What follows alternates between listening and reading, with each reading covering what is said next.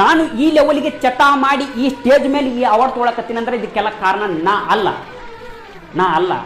ಇದಕ್ಕೆಲ್ಲ ಕಾರಣ ಆದಂಥವ್ರು ಒಬ್ಬರೇ ಒಬ್ರು, ಅದು ನಮ್ಮ ದೋಸ್ತ ಅಂತ ಹೇಳಕ್ ಇಷ್ಟಪಡ್ತೀನಿ. ನಾನು ಎಷ್ಟೋ ಹಠ ಮಾಡಿದೆ ಚಟ ಕಲಿಯಂಗಿಲ್ಲ ಅಂತೇಳಿ. ಅವಾಗ ನನಗೆ ಅವ ಒಂದು ಮಾತು ಹೇಳಿದ, ನೀ ಅಂತ ಮಬ್ಬ ಸುಳ ಮಗ ಅದೀವೋ ಮಂಗ್ಯ ಸುಳ ಮನ ಚಟ ಕಲಿಲಿಕ್ಕಂದ್ರ ನೋಡು, ಮನುಷ್ಯ ಆಗಿ ಹುಟ್ಟಿದ ಮ್ಯಾಗ ಚಟ ಕಲಿಬೇಕು. ಜೀವನದಾಗ ಏನ್ ಶಾಂಗನೂ ಇಲ್ಲ. ಕಮ್ಕಂದ್ ತಿನ್ಬೇಕು, ಕಮ್ಕಂದ್ ಕುಡಿಬೇಕು, ಕಮ್ಕಂದ್ ಹೇತ್ ಬಿಡ್ಬೇಕು ಅವನು. ಈಗ ನೀ ಏನ್ ತಿಳ್ಕೊಂಡಿ, ನಾ ಚಟ ಮಾಡ್ಲಿಕ್ಕಂದ್ರ 100 ವರ್ಷ ಬದುಕ್ತೀನಿ ಅಂತ ತಿಳ್ಕೊಂಡೇನ? ಕೂಸೊಳ ಮಗ ಅದೀವೋ ನೀನು. ಈಗ ನೋಡು, ನಮ್ ಕಾಕನ್ ಮಗನ್ ಫ್ರೆಂಡ್ ಒಬ್ಬವ ಒಂದು ಚಟನೂ ಮಾಡ್ತಿದ್ದಿಲ್ಲ, 20 ವರ್ಷಕ್ಕೆ ನಿಗರ್ ಹೋಗ್ಬಿಟ್ಟ ಆ ಕಡೆ. ಜೀವನದಾಗ ಏನ್ ಸುಖನೂ ಅನುಭವಿಸಿಲ್ಲ, ಏನ್ ಅನುಭವಿಸಿಲ್ಲ, ಹೋಗ್ಬಿಟ್ಟ ಅವನು. ನೀನು ಅವ್ನಂಗ್ ನಿಗಿರಿ ಹೋಗ್ಬಿಟ್ರಿ ಏನ್ ಮಾಡವ? ಅದಕ್ಕೆ ಹೇಳತ್ತೀನಿ, ಚಟ ಕಲಿ ನೀನು. ತಗೋ ಬಿರ್ ಕುಡಿ. ಹಿಂಗೇಳಿ ಅವತ್ತು ನನಗೆ ಚಟ ಕಲಿಸ್ತೇವ.